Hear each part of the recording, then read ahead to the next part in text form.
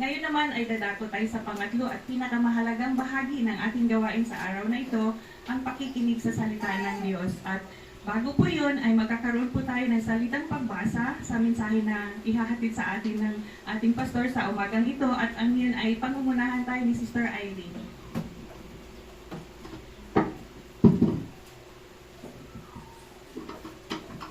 Buksan po natin ang ating Biblia sa unang sulat ni Juan, Ikapitulo 2, mga talata 7 hanggang 17. 1 John, chapter 2, verse 7 to 17. Ako po muna sa talata 7, tapos sa 17 po, sabay-sabay po tayo. Nahanap na po ba? Ang sabi po, 7. Mga minamahal, hindi isang bagong utos ang isinulat ko sa inyo, kundi ang dating utos na nasa inyo, na simula pa. Ito ay ang mensaheng naririnig na ninyo. Ngunit kahit na isang bagong utos ang isinulat ko sa inyo, pagkatapos the darkness is passing away and the light is already shining. Ang katotohanan ng buhay na saksiyan sa buhay ng Kristo at nakikita namin ang pag-asabi. Ang nagsasabing siya'y nasa liwanag, ngunit napupuot sa kanyang kapatid, ay nasa kadiliman pa. Ang humihilig sa kanyang kapatid ay nananatili sa liwanag at hindi siya magiging sandig ng pagkakasala ng iba. Ngunit ang napupuot sa kanyang kapatid ay nasa kadiliman pa. Lumalakad siya sa kadiliman at hindi niya nalalaman ang kanyang pupuntahan, sapagkat binulag siya ng kadiliman. Sumusulat ako sa inyo, mga anak, because your sins have been forgiven for his name's sake. Walang para sa kanyang pangalan. Sumusulat ako sa inyo, mga ama, sapagkat kilala ninyo siya, nasa simula pa'y siya na. Sumusulat ako sa inyo, mga kabataan, sapagkat napagtagumpayan na ninyo ang masama. Sumusulat ako sa inyo, mga anak, sapagkat kilala ninyo ang Ama. Sumusulat ako sa inyo, mga anak, sapagkat kilala ninyo ang simula pa siya. Sumusulat ako sa inyo, mga anak, sapagkat nananatili sa inyo ang salita ng Diyos at napagtagumpayan na ninyo ang masama. Huwag ninyong ibigin ng sanlibutan o ang mga bagay na nasa sanlibutan. Ang umibig sa sanlibutan ay hindi umiibig sa Ama. Ang lahat ng nasa sanlibutan, ang pagnanasa ng langit, ang pagnanasa ng mga ay hindi nagmumula sa Ama, kundi sa sanlibutan. Sabay-sabay po tayo. Mawawala ang sanlibutan at ang lahat ng mga bagay na pinagnanasaan ng mga tao. Ngunit ang mga sumusunod sa kalooban ng Diyos ay mabubuhay magpakailanman. Salamat sa kanyang salita.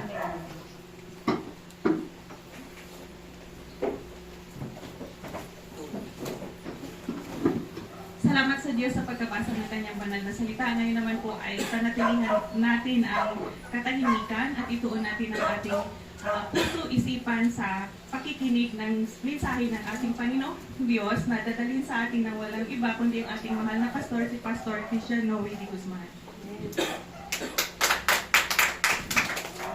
Amen po.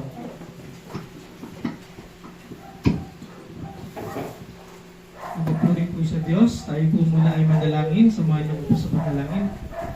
Ang naming Diyos sa mga pangilihan sa lahat, banal at takila, kami po ay nagpapasalamat sa iyong kabutihan, sa iyong kabanalan, at sa iyong kagandahang loob, Panginoon, na kami po ay muli ay darako sa pag-aaral at pakikinig ng salita. At kami po ay muling gumising ngayong umagang ito, Panginoon. Alam namin ang buhay at lakas, Panginoon, ay naggagaling at nagmumula lamang sa iyo.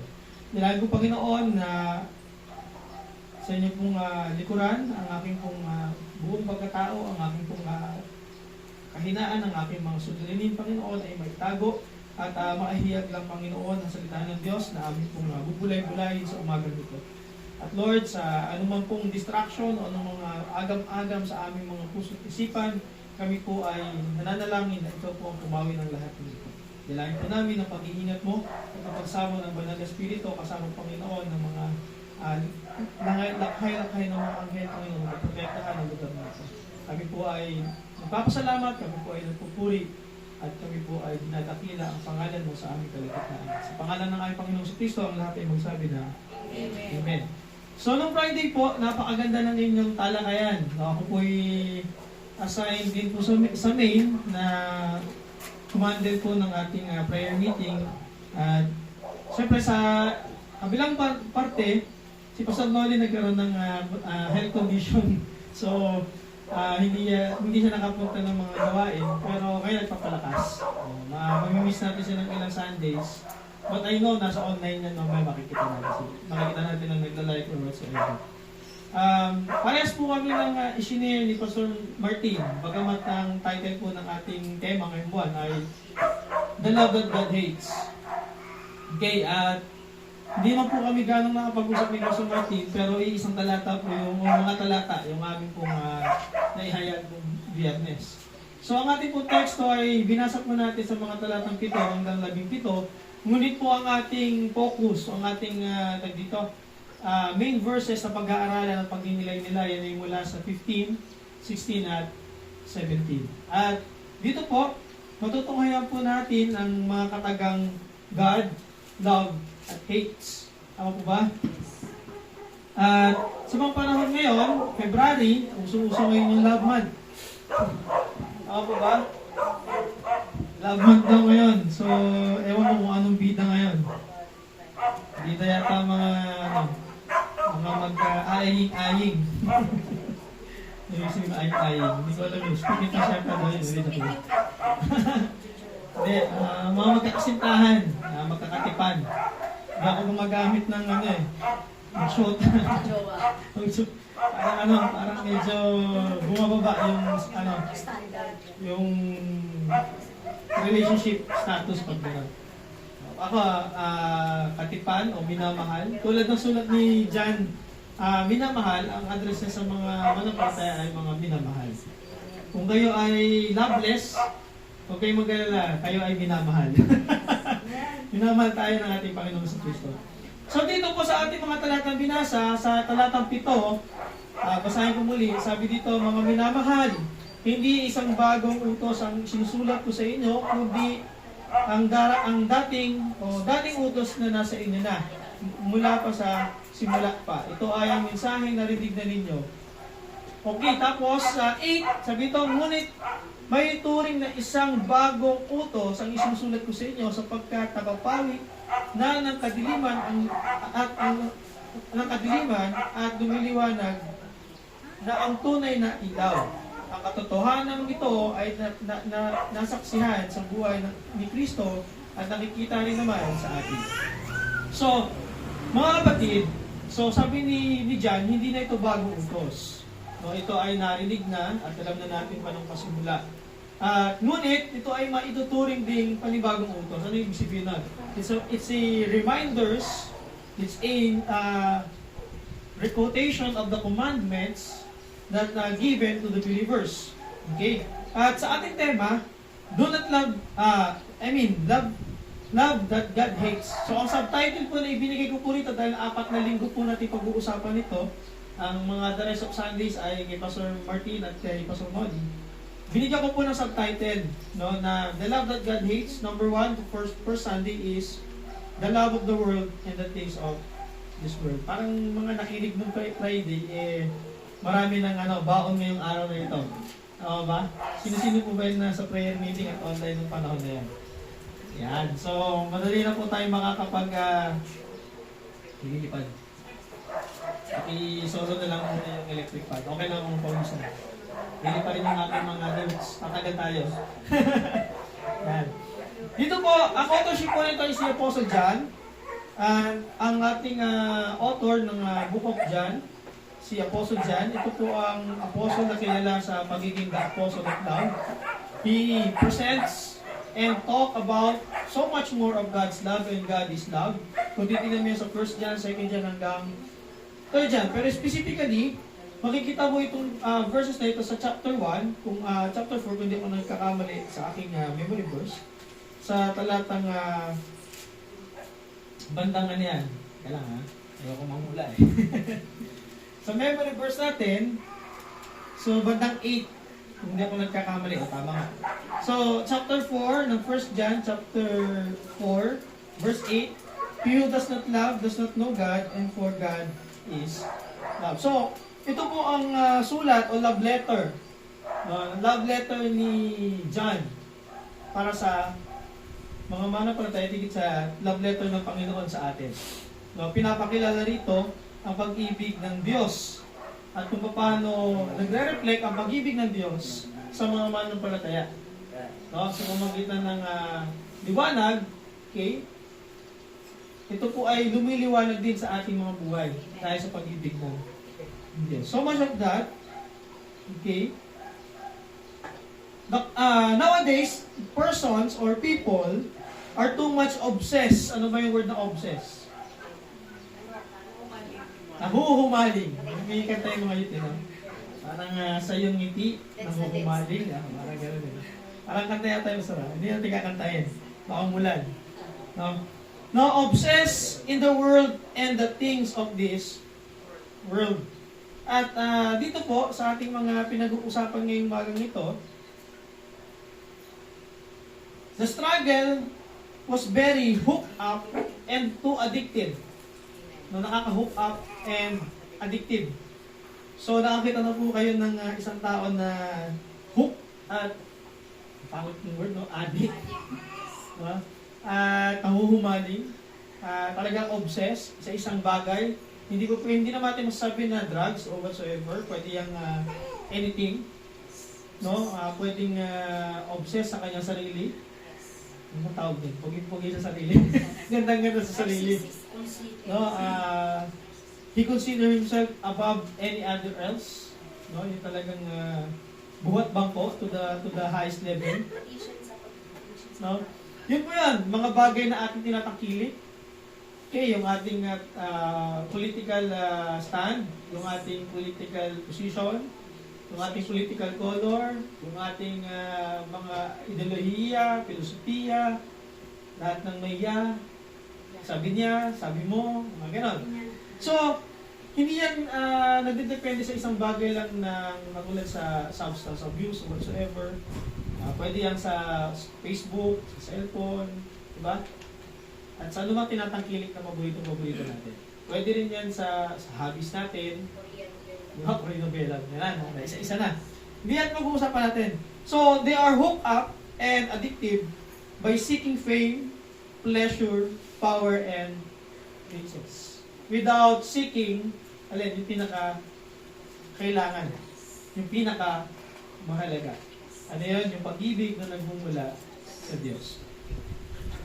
And, ang itong mundong ito ay maraming offer patungkol sa mga bagay niya. Maraming offer yan patungkol sa fame. Andiyan yung idol, mga ano ito, American Idol, Philippine Idol. O kaya yung mga tao, idol na.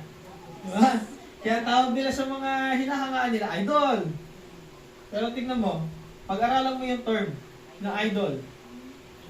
Sa Biblia, ano ba ang idol? Paksalanan. Okay. Pleasure. Sa entertainment industries, ito ang number 1 kinikita. Pleasure. Tama po ba? Lahat ng gusto ng makita ng mga manonood, nakikiliti sa kanilang panglupang katawang lupa, na sila ay masasayahan, maliligayahan, sa tuwing tatangkilikin nila ang bagay na yon. Whether ito ay alak, sigarilyo, tama? Baba, mga pleasure. Babae, lalaki, baba. Pornography, baba. Mga kalendar na uso noon. Alam naman niyo siguro yun, di ba? Mga tangbay. Anyway. So, ano yan eh, kumbaga, pagka nasanay ka na gusto mo yung mga bagay na yan, pera. Pleasure yan. Kasi nga, sabi nga namin, nag-usapan namin ni Joey kanina, kapag may pera ka, lahat ng bagay ay kaya mong bilhin. Doubt. Try doubt. Money cannot buy health. Money cannot buy love. Money cannot buy respect. And money cannot buy salvation. Tama? So, ito po yung offer ng mundo. Andiyan si banker, tatawag yan, ito ang offer. Ang tanong, deal or no deal? Di ba? And, kasunod ng pleasure ay power. Tama ba? Power. Kaya marami sa atin, power trip. Diba? Ang sakit ng mga organizations ay power trip. Ikaw si PRO pero feeling mo ikaw si presidente. Tama ba? Pasok tayo sa konteksto ng church. Sa dami na simbahan ngayon, kaya uso ang hatian. Undivided Red Sea. Diba? Sa puti at sa wala. Kasi bakit? Power trip. Tama ba? May power struggle. Yan ang mundo.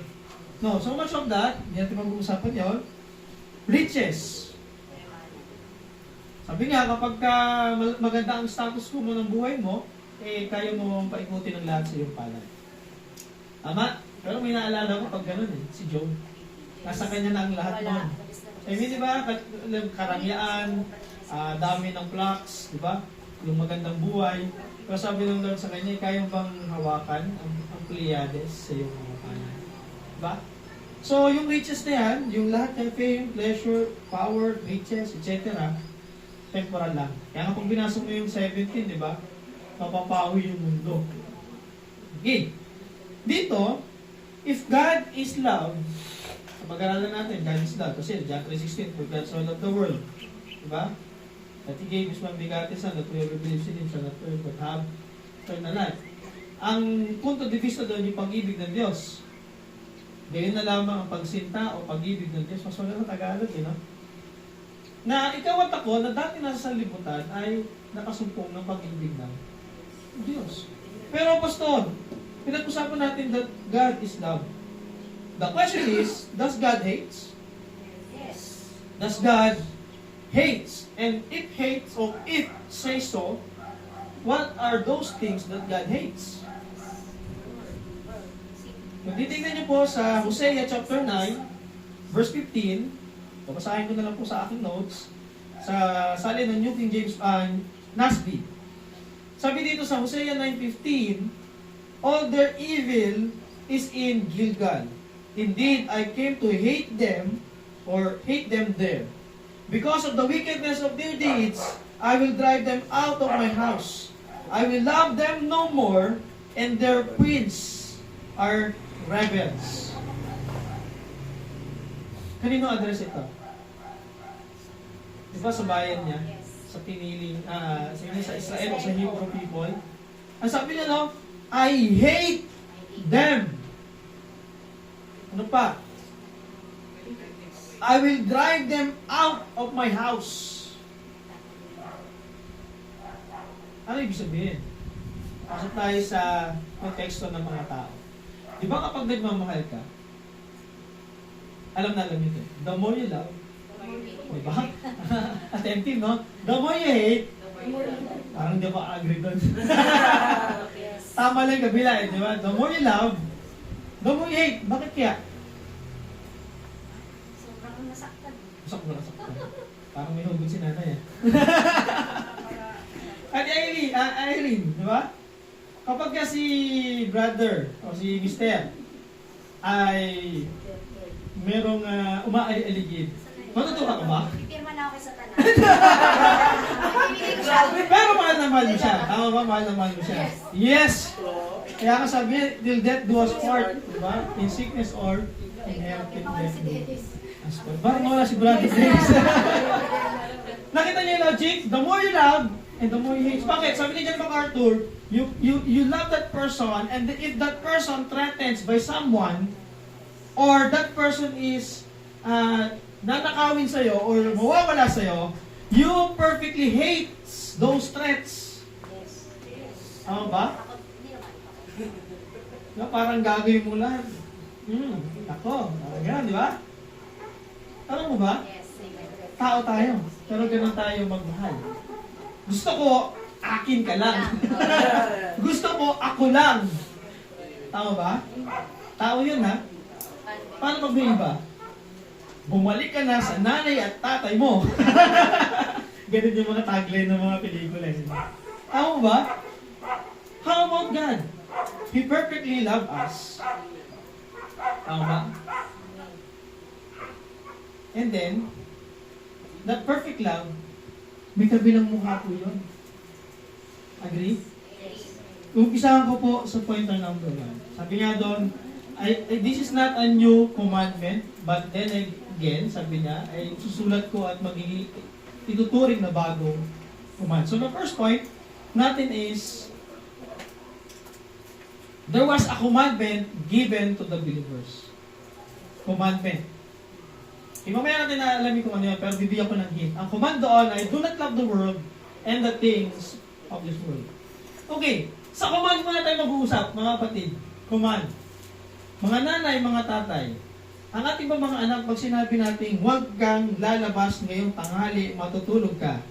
Bawal tumakas. Tumakas. Tumakas si Junior, tumakas si Princess. Pag gising mo, anong nangyayari? Paluan. Paluan, iyakan, sermonan, sermon on the mount, sermon without notes. Amen. Ngayon, look, tignan natin yung commandments ng Diyos. Masasummarize niya, cross-reference, Matthew 22, 37 to 38, and Matthew 22, 39. Ano yun? Dahil ko binabanggit sa inyo, you shall love the Lord with all your heart, with all your strength, with your mind. Diba? At pagdating sa kabila ng second half, I love your neighbor as you love yourself. Yun po ay ibinuod o pinasimple, pero yun po ay sentro ng 10 utos ng Diyos. Yung unang kalahati para sa Diyos at yung 6 o 5 hanggang pang 10 ay para sa tao. Agree po ba kayo doon? Sa tingin nyo, bakit isinulat yung 10 utos ng Diyos na yun? Para din kalimutan ng tao. Tingin natin. Kasi sabi ko, no, commandment na narinig nyo na nung pasimula pa. Pero parang sabi nga dito, sabi nga dyan sa talatang 8, ngunit may tuturing na bagong kautusan. Bakit kaya? Alam niyo po ba, sa sobrang pag-ibig ng Diyos sa atin, sa mga pinili niya, inunahan niya na beforehand. Kasi bakit? Ang tao, love to worship false God. Violation of first commandment. Ang tao, love to make idols and making themselves idols. Agree? Pangalawang utos, violation ng second commandment. Mamasahin mo ba yung second commandment? O note lang niya. Ang second commandment, ang 10 commandments matatagpuan, Exodus 20, verse 1 hanggang 17, at muling pagkasulat, or Deuteronomy 5, verse 6 to 21. Note nyo nga lang po kasi hahaba tayo pag binuksan mo yan. So yung 1 and 2 violation na binanggit ko, ay kabilang sa unang hati na para sa Diyos. Sabi sa pangatlo, or violation sa pangatlong utos ng Diyos, people nowadays love to blaspheme the name of the Lord. Diba? Pagka may post tayo, OMG. Hashtag OMG. Little did we know that we blaspheme the name of the Lord. Bakit? Ano ba yung sabihin ng OMG? Basta pinalitan namin ng oh my goodness. Hindi, ang original nun is oh my God. Kailangan ba pag natutuwa ka o nasasaktan ka o nadulas ka, sisigaw ka ng oh my God? O OMG? Diba? Diba na ipuput natin into vain? Kasi bakit nagiging tongue twister, mannerism, o nakadikit na sa ating dila? Tama mo ba? Pero little that we know that we violate the third commandment. Doon tayo sa mga nasa libutan. They love to mock God. They love to blaspheme the Lord. Bakit? Diba? May mga ginagamit silang profane word. May mga profane word. Holy S. Kailan naging holy yun? Supposedly, na yung Holy Spirit. Pinapatan nila ng S yun. Diba? How kalimari na kumarin mga ganong salita. Ano pa? Kapag halimbawa, balik tayo sa pagtao. Ang pangalan ba ng iyong magulang ay dadalhin mo sa kahihiyan? O gagamitin mong bunkers? Pero ngayon, nowadays, marinig mo sa kanto. Paglabas ng bahay. Diba? Mga bata may bumura, no? Putot ko tsinta. Putot ko tsinta ng nanay mo, ng tatay mo. Parang ganon. Sorry sa word, pero, diba? They put the name of their parents in vain. How much yung ginagawa dito sa Diyos. So, doon muna tayo sa Diyos. Pang-apat, sa unang hati. People nowadays love or lovers of themselves, ambitions, because they labor and work and disregard the Sabbath day in violation of the third commandment. Ipinagpapalit ang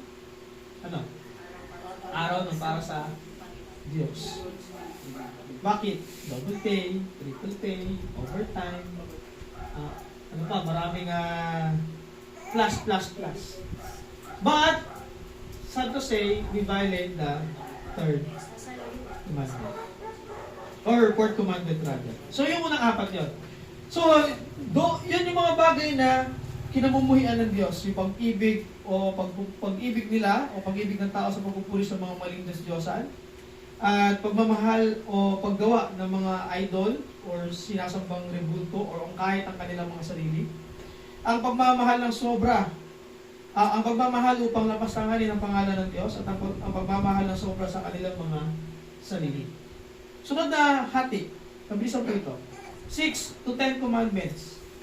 So, isinulat yung next commandments na yon because people nowadays love to disrespect their parents. And the love of disrespecting your parents is the love that God hates. Tama ba? Ano ba nakalagay doon? Sa 5th commandment na yan ng Panginoon. Honor. You shall honor your mother and father as you honor thy Lord. So people, children nowadays is too much love to disrespect their parents. Knowingly or unknowingly, ginagawa nila yan. Kung tayo man ay may mga unbeliever pang mga anak, alam niyo yung sinasabi ko. Alam niyo yung tinutukoy ko. May mga anak pa tayo na hindi pa ganun kaganda ang kanilang mga pag-iisip. Ibig sabihin, isip bata, childish or whatsoever. Pero nagagawa nilang i-disrespect ang kanilang mga parents. How much more tayong adolescent na? At meron pa tayong mga parents. Do we respect them or do we disrespect them? It is a violation of the 5th commandment. 6. People nowadays love to take lives. Agree? Ano yun? Ang mga tao ngayon ay parang natural na sa kanilang pagkuha o pag-take ng buhay ng iba o ng kanilang buhay. Bakit? Pag December to February, ang taas ang rate ng suicidal or patayan. Bakit? May crime rate tumataas yan. Yung parang wala na silang takot sa pagkuha ng buhay ng iba. Number 1, dyan yung abortion. Murder by appointment. Bakit? Di ba ikaw nagkasundo kayo palaglag doon? Di murder by appointment. Diba? Buhay na yun. Kahit 1 week, 2 weeks, buhay na yun. Buhay yun. Amen? Next. Sabi dyan, love of money. Sabi kasi doon, do not steal. O ba? Love of money. Gano'n ba kamahal ang pera? Sabi nga sa New Testament, ang pera ay masarap na kaibigan, pero masama ang Panginoon. You cannot love two masters. Diba? Either you hate or you love the other. You cannot serve Mammon and God. Next, love of flesh. Bakit ano ba nakalagay doon? Do not commit adultery. Diba? Sabi nga ng Panginoon, inisip mo lang, you commit adultery. People nowadays love to commit adultery because they love their flesh. 9. Sabi doon, love to tell lies. Do you love to tell lies? White lies naman, Pastor. Gray lies naman, Pastor. Tapos kakanta ko pa nun, lie, lie, lie. Lie, lie, lie. Puro lie, lie, lie, lie. Diba? Puro lie. 10. Lust of the eyes that result to greediness. Take note, yung pinakamalupit, diyan, nasa pinakadulo. Bakit? Ang resulta niyan, yung 5, yung 6, yung 7, yung 8, yung 9. Yung pinakagrabe yung nasa. And doon, yung pinakasukdulan. Diba? So, the love that God hates, masasalamin natin sa commandments. Amen po ba? Na ang pag-ibig ng Diyos, inunahan niya na kasi ang alam niya ang tao magkakamali at mamahalin nila yung hindi ka mahal-mahal sa paligid niya. Amen? So how gracious ang ating Panginoon, how magnificent ang ating Panginoon, how mapagmahal at talagang inuuna niya no, na ilapit tayo sa Kanya kasi nga tayo ay lumalayo talaga sa Kanya. So yan, first point, there is a commandment given to the believers. Do not love the world and the things of the world. Nandun yung 10 commandments, break down natin. So hindi na yung bagong commandments, ito ay dati na, pero ipinapaalala muli sa atin. Now, pasok tayo sa pangalawa at pangatlo. Bibigyan ko na muna yung mga pointers in case na tayo mag-overtime, at least nakuha din na. Yung pangalawa is, because, o yung commandments binigay ng Panginoon that do not love the world, the commandments not love the world and the things of this world. Because, number 2, God hates the love of the world. Verse 15. Okay, yung pangalawa, is because God hates the love of the things in this world. Verse 15 and verse 16. So may tatlo po tayong pointers, commandments, not to love the world and the things of this world. Pangalawa, because God hates the love of the world. Verse 15. And God hates love of the things of this world. Now, bakit ba ayaw ng Diyos ang pagmamahal natin sa mundong ito? Kung babasahin mo ang Romans chapter 12, verse 1 and 2, especially number 2, verse 2, do not conform to the pattern of this world, but be transformed by renewing of your mind. Take note of the word conform. Napag-usapan na natin ano ang ino-offer ng mundong ito.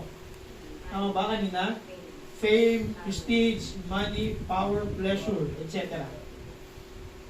Yan yung sistema ng mundo na hindi dapat natin minamahal at tayo ay pumapattern sa mundong iyan. Tandaan po natin ang prince of the power of the airwaves sa mundong ito ay Satan. That if we love the world, minamahal natin yung Diyos ng mundo at ang sistema ng mundo. Panatiko ba tayo ng kulay ng politika? Sistema po yan ng mundo. Diba bakit? Magkakampi noon, magkalaban ngayon. Magkalaban ngayon, magkakampi bukas. Tama po ba? Ang mga Kristyano naman, nakikigulo pa. Yung iba gusto rin makisama sa politika. Yung iba gusto dito magbong politiko. Yung sistema ng mundo yun eh. Tingin mo ba na ikaw malinis o nilinis ng Diyos, pinag-ibanan ng Diyos? Positionally, theologically speaking, biblically speaking, diba? By positionan sa Diyos, pinag-ibanan, nilinis, pero ikaw pupunta ka pa dun sa putikan, hindi ka madudumihan doon? I doubt it, kapatid. Kasi meron silang tagline, if you cannot beat them, diba, baka mahulog tayo sa trap, baka mahulog tayo sa pitfall ng kaaway.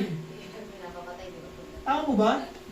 I hope na wala sa ating nalinlang ng sistema na mundo. Tingnan natin, 15, basahin natin. Sabi dito, do not love the world or the things of this world. If anyone loves the world, the love of the Father is not in him. Ang pag-ibig ng Diyos Ama ay wala sa Kanya. Bakit kaya? 16, for all is in the world, the lust of the flesh, the lust of the eyes, and the pride of life is not of the Father, but of the world.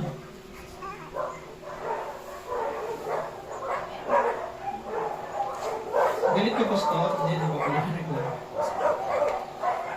Sabi sa Psalms, o nasa Psalms 97, verse 10, hate evil, you who love the Lord. Ano daw? Kabuhian mo ang masama, ikaw na nagmamahal sa Diyos. O tayong mga sinabi natin, born again Christian tayo, mahal natin ang Diyos. Bakit parang mas mahal din natin yung mga ginagawang masama? Bakit? So, masarap kasi. Masarap yung bawal. Kaya, nagkakaroon tayo ng consequences na pagdudusahan natin balang araw. Tapos sasabihin mo, Panginoon, bakit mo ako pinarurusahan? Eh, samantalang ikaw ang pumili niya, kapatid.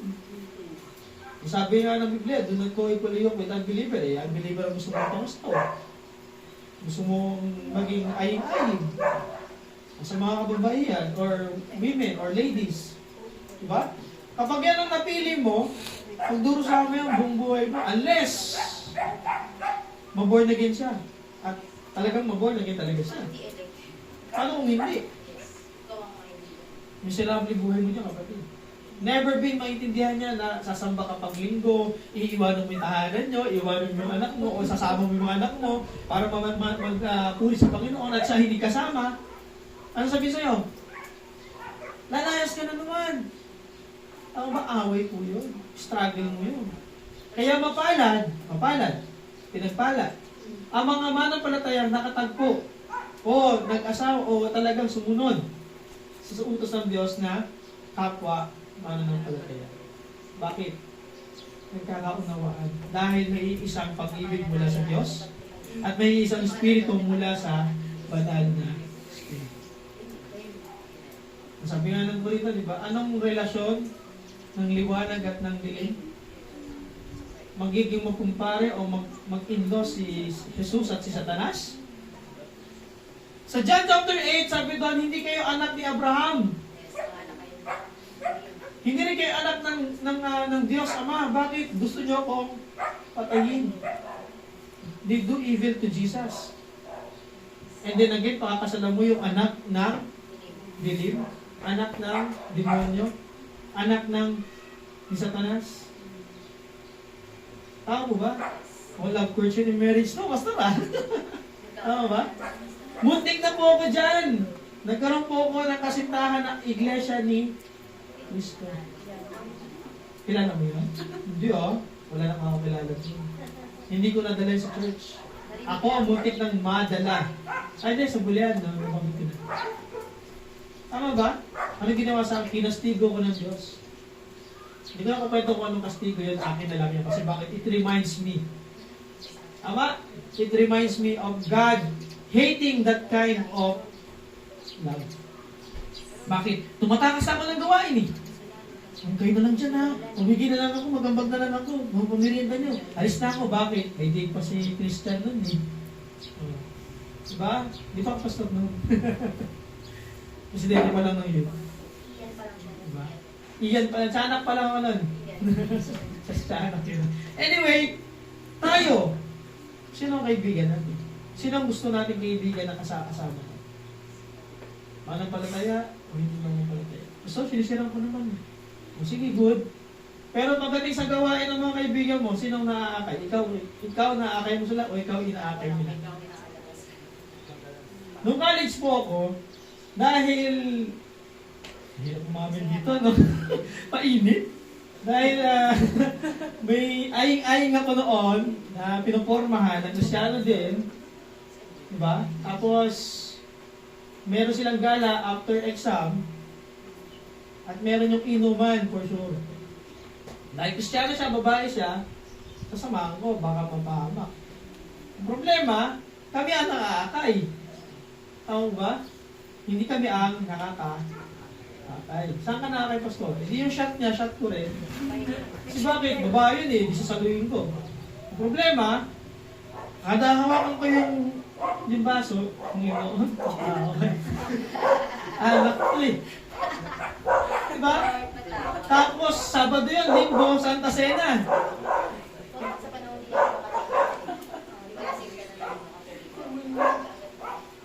Hindi ko kaling sinungaling, bawat mo sinungaling, bata mga kidat eh. Diba? Isipin mo, gawa nila, gawa mo.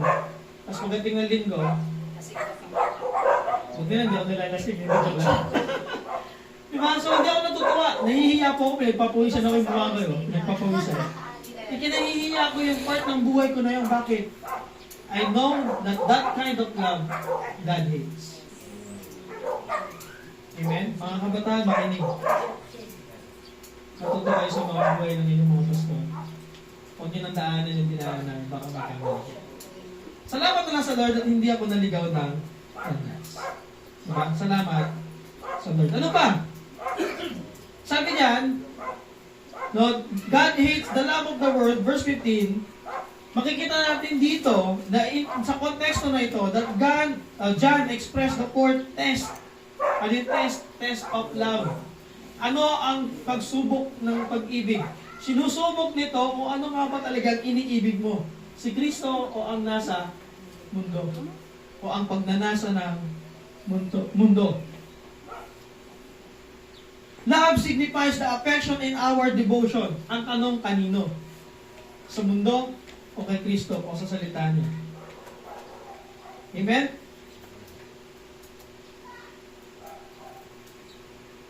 God, not the world, must be the first place of Christian life. Dapat daw po, ang buhay Kristiyano, ang nauuna rito ay hindi ang pag-ibig sa mundo, kundi ang pag-ibig natin sa Panginoon. Matthew chapter 10, verse 37 to 39. Philippians 3:20. The world, ano ba yung mundo? This refer to the physical and material world, but invincible spiritual system of evil dominated by Satan. Ibig sabihin, hindi lang ito yung physical na mundo. Hindi lang ito yung literal na mundo. Kundi ito ay spiritual din. Na ang naghahari ay ang kaaway o si Satanas. 2 Corinthians 10:3 and hanggang 5. Eh bakit ba, o why God hates this world, mga kapatid? Bakit ba kinamumuhian ng Diyos ang mundong ito? Kasi, naririto si Satan. Satan is God of this world. Don't quote me wrong ha, kasi si Lord din ang gumawa ng mundo eh. Tama ba? He created everything. Ang problema, dominated ni Satan ang mundong ito. Yung sistema ni Satanas ang naghahari sa mundong ito. 1 John chapter 5 verse 19. Ano pa? Satan is the ruler of the world. 1 John chapter 12. O 1 John, nandiyan po yan. Why God hates? Satan is the God of this world and he rules this world. Pangalawa, what God hates? Sin. Kaya nga diba ang term sa mga makasalanan ay makasal? Libutan. Ganito po ba kayo? Binabasa ko pa lang to. Ano ba yung kasalanan? Ano ba yung sin? Missing the mark. Ano pa? Ito yung mga bagay na detestable sa harapan ng Diyos. Pakibuksan, Proverbs 6:12 hanggang 19. Babasahin ko po, isa-isahin ko. Proverbs 6, chapter 12 hanggang 19. These are detestable sins that God hates. Glimpse of the simple men. Number 1, haughty eyes o proud look. Ano yung proud look? Yung pag tumingin ang tag doon? Nangliliit ka pag tinitignan ka nila.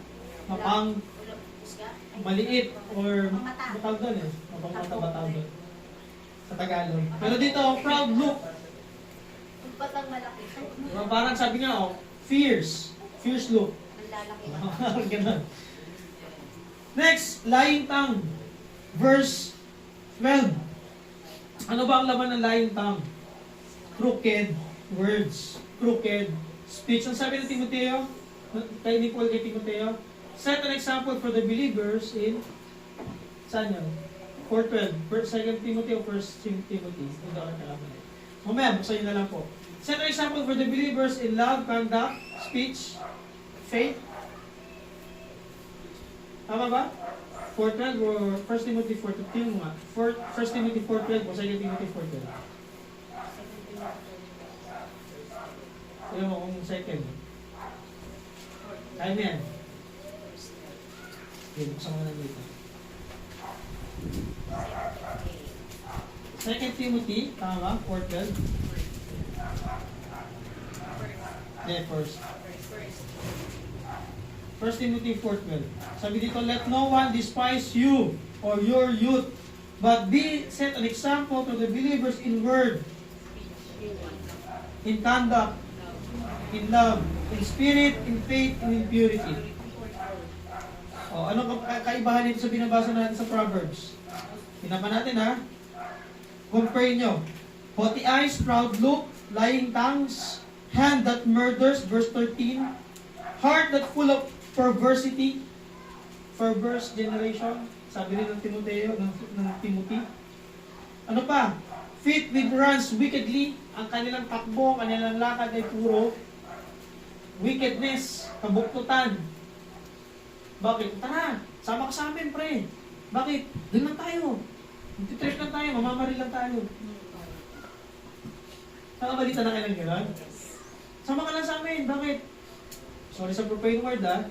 May tip akong chicks. Yun. Pagkatapos kinubukas na headline. May patay na babae. Inabot sa clip. Diba? Tapos ang hilig nila mag-iya. Tayo naman, di not aware of their motives, their intention, their lakad, yung gawa nila, yung gawin nila, sama naman tayo. Muna, basketball lang. Sunod, inuman na sa dulo. Sunod, away na. Sunod, patayan na. Wicked way. Ano pa? False witness. Di ba kung trouble na? Nakita mo ba si ganito? Hindi po kasama niya. Hindi ko niya kasama. Pero naging mistigan na, kasama ka pala. Tapos malaman, Kristyano ka. Patay kang bata ka. Diba? O sa mga adult, basta puro youth tinitira ko eh. Sa mga adult, kwento ni ganyan, ikukwento natin. Totoo nga ba?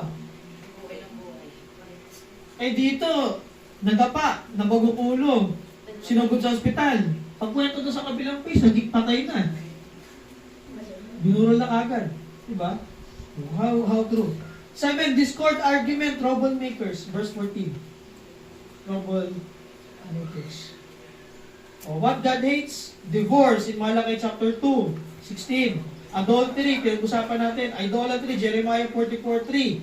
Hypocrisy, Amos 5:21 and chapter 12 ng Romans, diba? Love without hypocrisy, avoiding what is evil and clinging what is good. False religion, Revelation chapter 2 verse 6 onwards. Ano pa? Revelation chapter 21 verse 8, cowardly, faithless, detestable for all the murderers, sexually immorals, sorcerer, idolaters, and all liars. Kaya nakikinig sa false teachers, damay-damay na yan. Yung mga mahilig sa mga hiling-galing, yung paghubad ng coat, pag ganyan, bagsakan, sama-sama na yan. Saan? Kung sa Revelation chapter 21. Sama kayo? Sama tayo? Ayoko, sila na lang.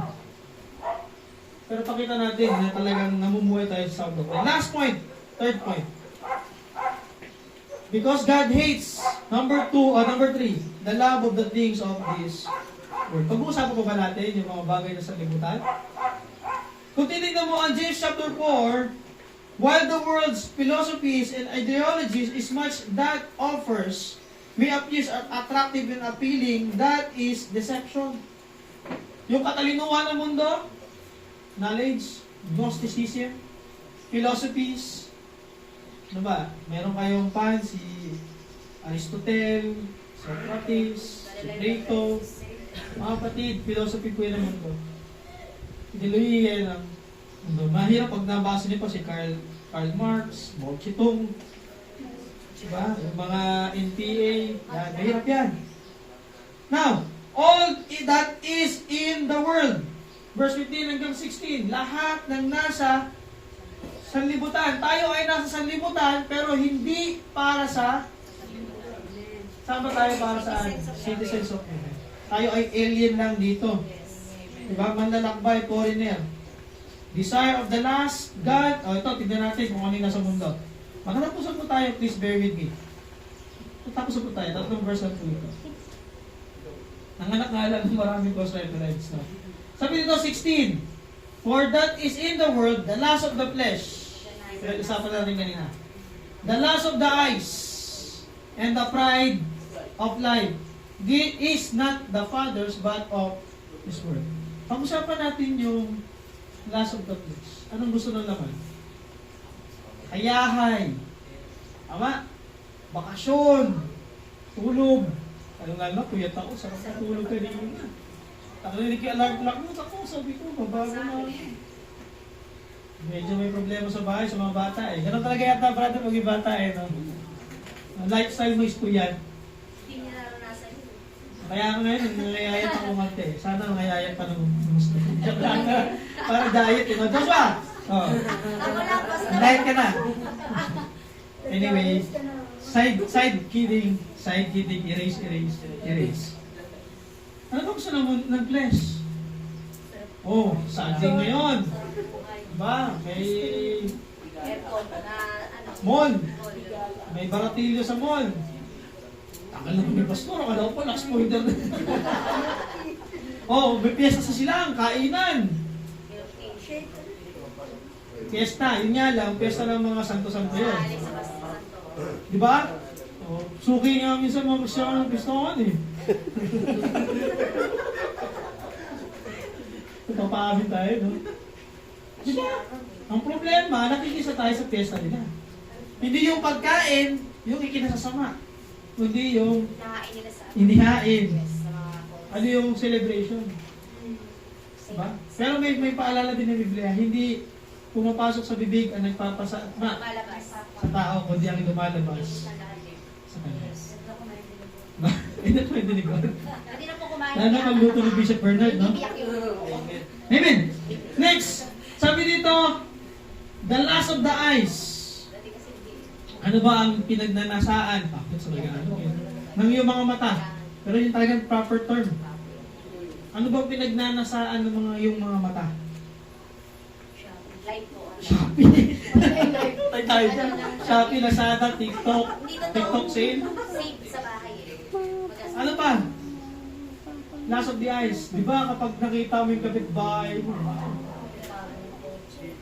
ganda ng bahay nila, oh. Parang mansyon. Papatayin din ako niya. Gaganda. Diba? Ano pa? May bago siyang kotse eh. Ikaw eh, mayroon naman. Tapos pag nagsalubong kayo, road rage. Hindi ko tinutukoy yung mga may sakyan ha. Okay po yan, may sakyan. Pero yung tipong hindi ka na ano, gusto mo Toyota, bibili ako BMW. Buti kayo may pambili BMW, kami W lang. Diba? Walking lang, nag-get sa kanila sister. Diba? Next! Pride of life. Pag ano yung gusto na laman, lahat gusto yung hayahay, lahat ay well-pleasing. At nanganak pa ng lahat ng gustong makita ng mata, gustong makamit. Hindi sa material na bagay, kundi pati nga sabi yan, do not covet your neighbor's ox, wife, slaves. Diba? Ganun yun eh. Kasi maganda sa paningin mo. O mga bataang lalaki, mga tatay, mga lalaki. Sa Facebook. Sa Facebook. Ako ba ng game? Sa Facebook. Diba? Saan ba tayo nag-scroll? Scroll. Oh! Tinder. Zoom in. Zoom in. Sabi nga naman comment. Zoom in 1,000 times. Ay. Diba? Kaya yung mga may nagpa-password dyan ng cellphone, tapos sa ibigay password. Ako. Bigyan nyo na sa mga misis yung password. Baka kung ano-ano yung nasa gaman ng loob. Anyway, alam ng Lord kung ano yan. Alam niya rin yung tinutukoy ko kung ano yan. Last of the flesh, last of the eyes. Mga kababayan. Balik tayo sa mga kababayan. Hindi ligtas lahat, kailangan madaanan. Pag nakakita ng mga gwapo sa labas, huy! Aga mula! Agets mo. Diba? Aga mula. Yung pala, sikito. Ang ugali. Six-pack, full pack. Daig namin yun, dog bread yung amin eh. Diba Joshua, no? Bakit? Ang mga kababayan, meron ding last of the eyes. Bukod sa mga attractions sa opposite sex, uy, bakit ang makeup? 24 colors, 52 colors, 50 shades of grays. Ay, bakit ba yun? Diba? Amin po tayo sa Panginoon, hindi sa katabi sa Panginoon. Ano pa ang gusto at nais ng iyong mga mata? Money, money, money. Diba? Pag walang endorse ng money, money, money. Let the world turn around. Bakit? Galit si Mrs. Walang intregang money, money, money. Diba? Kasi bakit? Nabudgetin niya yun eh. Kaso uminit na ulo niya. Bakit? Kulang! Masa na? Diba? Ano pa? Last of the eyes. Ano ba ang takam na takam tayo? Inasal, PM1, PM2, Andy Rice, ayun, kinagabihan, atake de corazon. Tapos sin pa ng mga ano, bunagin yan, namatay ka agad.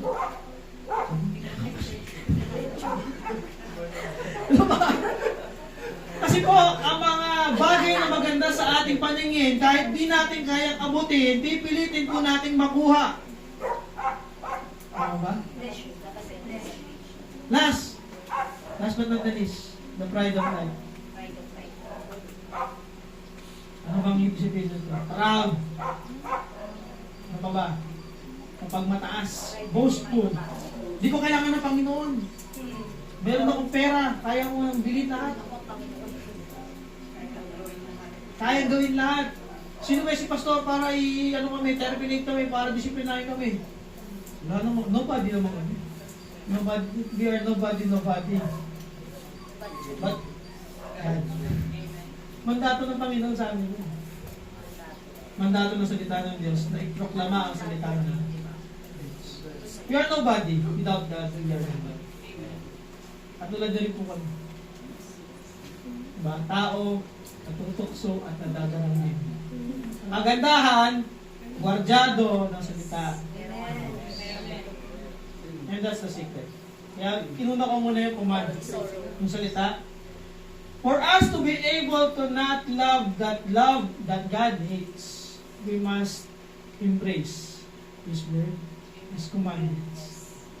For us to counter the love of the world and the love of the things of the world, we must give high importance to the word of God. Amen. The high view of the scripture is the high view of God. Amen? Amen. As a challenge for us, mga kapatid, siyempre, do not love the world and the things of this world. Tayo pong lahat ay manalangin. Ang manaming Diyos, makapangyarihan at banal. Maraming salamat, Panginoon, sa mensahe po na nahayag sa aming kalagitnaan. Bagamat, Panginoon, medyo napakaba ng konti, but Lord, worth it na kami po ay napaalahanan, kami po ay natuto, kasama po ang iyong lingkod, na patuloy mo pong itinutuwid at tinutulungan sa pamamagitan ng iyong mga salita. Panginoon, anumang pong sobra, ikaw po ang magbawas, anumang kakulangan, ikaw po ang magdagdag at magpuno. Dalangin po namin na maging gagamit-gamit ang mga salitang nahayag sa aming kalagitnaan at maging kapurihan sa iyong mga pangalan. Gamitin mo po ang aming mga natutunan upang magsilbi kaming ilaw ng sanlibutan ito. Bagamat kami po ay nasa sanlibutan, ito po'y pansamantala lamang at kami po ay citizens of heaven, so that, Lord, hindi namin mahalin ang mundo at ang sistema nito, at ganoon din, Panginoon, ang mga offer at mga bagay na nasa sanlibutan, Panginoon. Lord, use us, O God. Nawa, Lord, yung word na narinig namin magliwanag at maging ilaw, Panginoon, sa aming mga tahanan, sa aming komunidad, at sa mga tao, Lord, na naghihintay ng pagkakataon, Lord, na maliwanagan din, Panginoon, ng iyong mga salita. Maraming salamat po. Kami po ay nagpapasalamat at nagpupuli sa aming pangalan ni Jesus. Amen. Dako po tayo sa ating Santa Cena. Invite ko po yung mga leader to give the elements, the bread and the wine. At habang po tayo naghihintay na maibigay po yung ating bread and wine, tayo po'y manahimik saglit, tayo po'y magsiyasat ng ating mga sarili, tayo po'y humingi ng tawad sa Panginoon. At kung meron dapat isettle po natin sa Panginoon at ihingi ng tawad sa Panginoon. Panandalian po tayo manahimik at manalangin.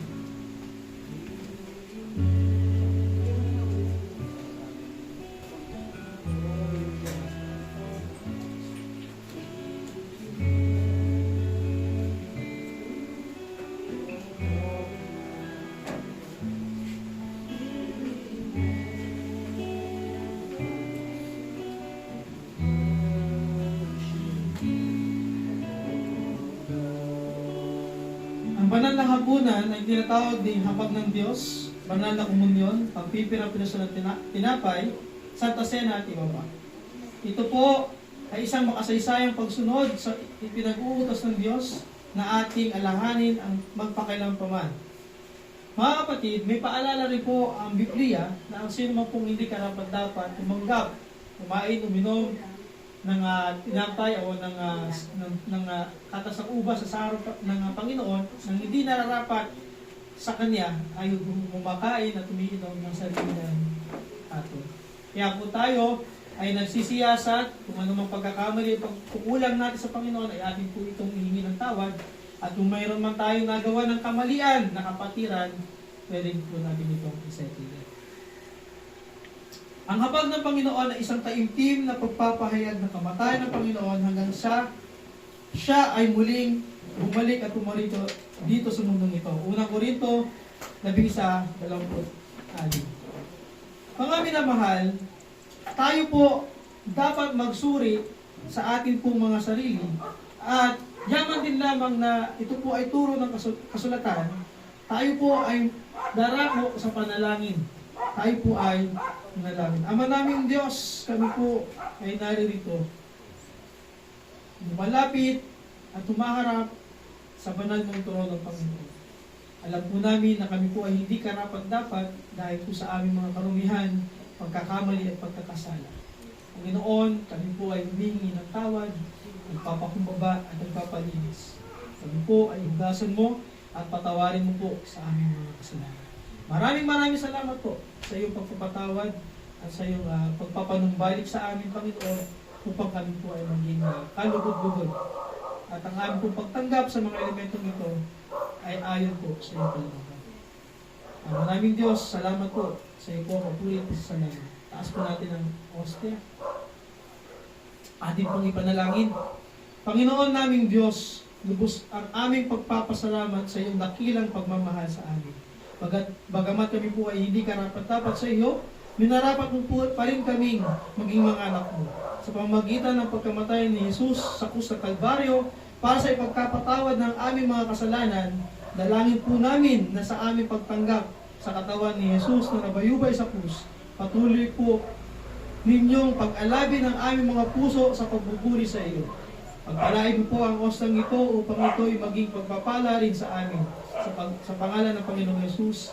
Unang Korinto 11:23-24. Sapagkat ito ang turo na tinanggap ko mula sa Panginoon at ibinibigay naman sa inyo. Noong gabing siya'y ipinagkanuno, ang Panginoong Jesus ay dumampot ng tinapay, nagpasalamat at pinagpira-pira sa iyon. At sinabing, ito ang aking katawan na inihahandog para sa inyo. Gawin niyo ito bilang pag-alaala sa akin. Tanggapin po natin ang hostia.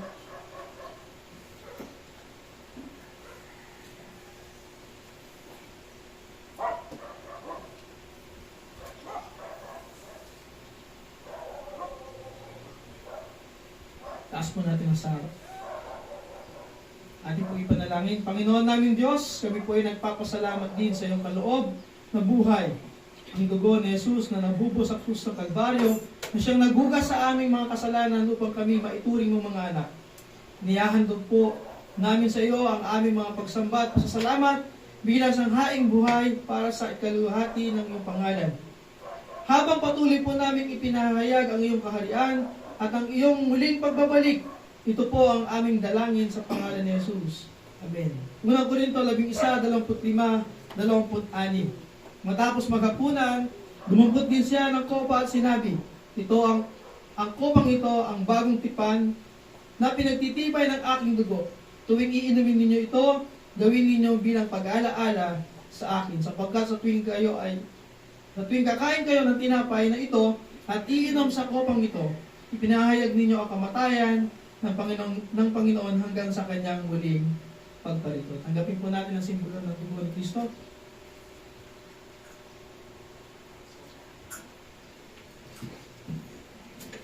Tayo po'y manalangin. Ama naming Diyos, salamat Panginoon sa iyong kabutihan, sa iyong pag-ibig, sa iyong sakripisyo Panginoon na ang iyong mga katawan ay nabayubay sa krus at ang iyong dugo ay dumanak upang hugasan ang aming mga kasalanan. Maraming salamat po sa pribilehiyong ito. Sa iyo ang pasasalamat, sa iyo ang papuri, sa iyo ang pagdakila sa tanging pangalan ni Jesus. Amen.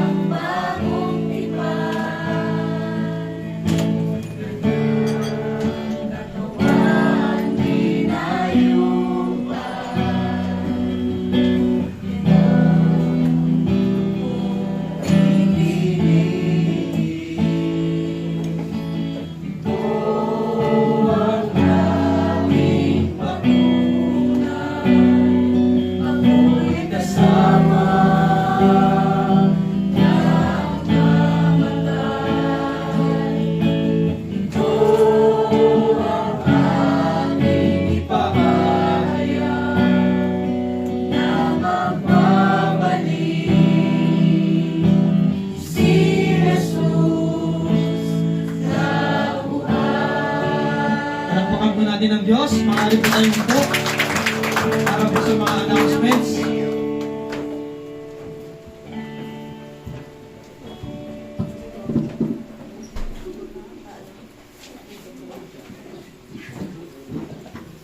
Okay, makaupo po muna tayo. Salamat sa Diyos sa napakaganda mensahe na ni-remind niya tayo.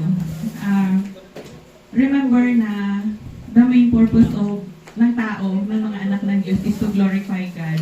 And to glorify God, dapat alam natin kung ano yung mga bagay na kinamumuhian ng Diyos. At para malaman natin yun, sinabi nga kanina ni Pastor, dapat nasa atin araw-araw buhay ang salita ng Diyos. At paano maging buhay ang Diyos sa ating puso? Dapat araw-araw natin itong basahin, araw-araw natin pagbulay-bulayan. Kasi ang Bible, siya yung pinaka-guide sa atin habang tayo nabubuhay dito sa mundo. Remember, sinabi din kanina na ang mundo ay sino ang naghahari. So, hindi tayo taga rito. So, masyado tayong yung nasa risk kasi nga nandito tayo. But we know that God is with us. Alam natin hindi niya tayo pababayaan. So, ang ano natin doon is dapat lagi tayong nasa presensya ng Panginoon. Ituon natin ang ating paningin sa Panginoon. Alam natin ang lahat na ito ay malalagpasan natin because God already, Jesus Christ already overcome the world. Amen. Isang malakas na palakpak po sa ating Panginoon. Ngayon naman ay dadako tayo sa announcements. Yung ating weekly daily Bible study. Nag-start tayo ng Tuesday. This coming Tuesday sa bahay na namin. And then Wednesday, Jimenez Residence, kila Brother Ryan. And then Thursday, Sale, 3 p.m. And then, baliktad, kay Tatay Ato. And then sa gabi kila Kyle. Tama ba? Kila Kyle po yung una. Umaga. Sige. Akala ko change kasi di ba may pasok na. Sige. So sa 3 o'clock kila Kyle and then 7 p.m. kila Tatay Ato. And then Friday is the prayer meeting. Every Saturday naman sila pastor ay nasa Naik and sa Kawit. And then Sunday ang ating worship service. For the past parang 2 weeks na hindi ako nakasama ng Bible study and then prayer meeting. Dalawang na-absent ako. Although nakaka-online, pero iba pa rin talaga na nandito ka physically. Kasi pag online ka, maraming distractions. Tapos, nakikita ko yung talagang pag hindi ka active sa gawain ng Panginoon, spiritually manghihina ka. And then, although nandun yung daily na nagbabasa ka ng Bible, pero iba pa rin yung merong fellowship. And then, ang doon is, i-remind ka ni God through problems, through ang alam ni God sa akin, ang kahinaan ko talaga ay family. So parang laging doon ako kaya alam ko na malaki ang pagkukulang ko. Kaya napaka-importante talaga ang fellowship. Kasi yun yung nagpapalakas sa atin, sa ating spiritual na buhay, at yun din yun ang nakakalugod sa Panginoon. So, lagi po tayong bigyan ng pagkakataon ang mga gawain para sa Panginoon. Ito din yung nakakalugod sa Panginoon. And then, yung upcoming FBS, February 10 na po mag-start. Wala pa kaming feedback kung sino dito sa Alta Tierra ang naka-enroll. Second, yes, basic Bible course pa rin, parang kino-first pa rin, oo. Tapos may iba din naman ang topic doon sa first semester. Or merong parang continuation, parang yung Old Testament. Sister and Yes. Kaya sila kayo i-teacher yung mga subject na sa kanya. I-share ko sa GC ng charity. Kasi nandoon kami ni Joshua ang nandoon. I-share natin. Maganda po, kasama doon yung evangelism. Yun yung pinakamagandang basic nating matutunan kasi doon tayo matututo paano na tayo mag-proper mag-share ng salita ng Diyos. Remember, malapit na si God. Pagdating natin doon, anong ihaharap natin? Ilan yung ating nasisharean? Ilan yung kaluluwa na nakakarinig, nakakakilala ng salita ng Diyos dahil sa salita na napakinggan nila. And then, additional. Mamayang hapon, walang QC kasi birthday ni Moraya. And then, handog din. Hindi yata binyag yun. Parang dedication. Pag baby dedication. So, double celebration. And then, parang yun lang, Pastor. Kung may additional po ba? Okay. Kung wala na po, tayo po ay tumayo. At para sa ating closing prayer, ay pangunahan tayo ni Sister Divine. And then, sa benediction kay Pastor Christian. Okay, manalangin tayo. Nakailan Diyos, amang banal ng kay Panginoon sa lahat, Ama. Nagpapasalamat po kami, Ama, sa kakatapos namin service, Panginoon. Salamat, Panginoon, sa hinatid mo sa amin na yes, Lord, sa aming mga natutunan, O Diyos. Thank you, Lord, paggabay mo sa aming Panginoon, sa mga anak mo, O Diyos. Salamat, Panginoon, sa mga natutunan namin, Panginoon. Dahil ikaw lamang, Panginoon, ang tinataas, Panginoon, sa buhay ng bawat sa amin, Lord. Thank you, Panginoon, din kay Pastor Christian, Panginoon, na patuloy mo siya laging ginagamit, Panginoon. Patuloy mo siya laging bigyan ng kalakasan ng pangatawan naman na nagmumula sa iyo, Diyos. Gawin niyo po, Diyos, ang kanyang pamilya, Panginoon. Bigyan mo sila ng kagalingan at ng mga anak niya, Panginoon. Salamat, Panginoon, sa mga nanghihina, Panginoon. Patuloy mo kaming palakasin, O Diyos. Diyos, O God, Panginoon, tunay nga po, O Diyos, na pag wala ka, Panginoon, wala ka rin sa amin, Panginoon. Yes, Lord, ikaw lamang aming kalakasan, kagalingan, Panginoon, na nagmumula sa iyo, Diyos. Salamat, Panginoon, tunay nga po, O Diyos, na napag-uti mo sa amin, Diyos. Nandyan ka, Panginoon, sa pag-iingat sa amin, sa patuloy na kalakasan, pag-ibig at pagmamahal, O Diyos, na binibigay mo sa amin, O Diyos.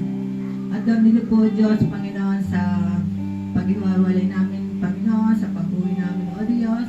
Panghawakan mo, Diyos, ang bawat sa amin, Panginoon. Maluwalhati po kami, Panginoon, na makarating sa kanya-kanyang aming tahanan, Panginoon, na may kaluwalhatian, Panginoon, na nagmumula sa iyo. Kaya, Lord, maraming salamat, Panginoon. Ikaw po ang Diyos namin, noon, ngayon, at magpakailanman. Sa pangalan ng Jesus.